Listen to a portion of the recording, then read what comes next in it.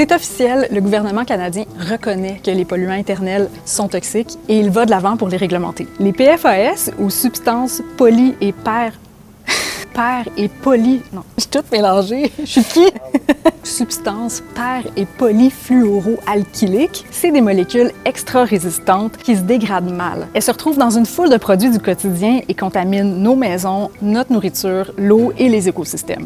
Mais là, va-t'en pas, je te jure que cette nouvelle-là est moins déprimante que toutes les autres qu'on reçoit ces temps-ci. Oui, ça fait peur, mais on a définitivement assez de preuves scientifiques pour chercher à les limiter et le chantier est lancé. Le gouvernement fédéral a publié un grand rapport sur l'état des lieux de la contamination au PFAS au pays. Le rapport montre qu'ils sont associés à un paquet de risques. On constate aussi que toute la population canadienne y est exposée. En 2016, il y a 3 types de PFAS qui avaient été interdits au Canada.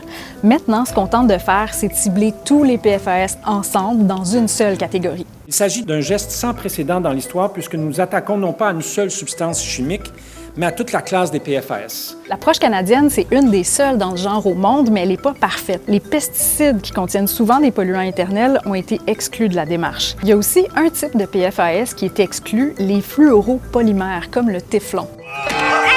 Le ministère dit que c'est parce qu'ils sont chimiquement différents des PFAS, mais en même temps, il y a des organisations environnementales et des enquêtes journalistiques qui ont montré que l'industrie fait pression pour les laisser de côté. C'est vrai que les fluoropolymères sont moins solubles, sont plus résistants, sont moins mobiles. Par contre, ils se transforment, même si c'est moins rapide, puis ils peuvent générer les autres PFAS qu'on connaît. Tous les autres PFAS vont être ajoutés à la liste des substances toxiques et ça va permettre d'enclencher les processus pour les bannir de certains produits, à commencer par les mousses utilisées par les pompiers.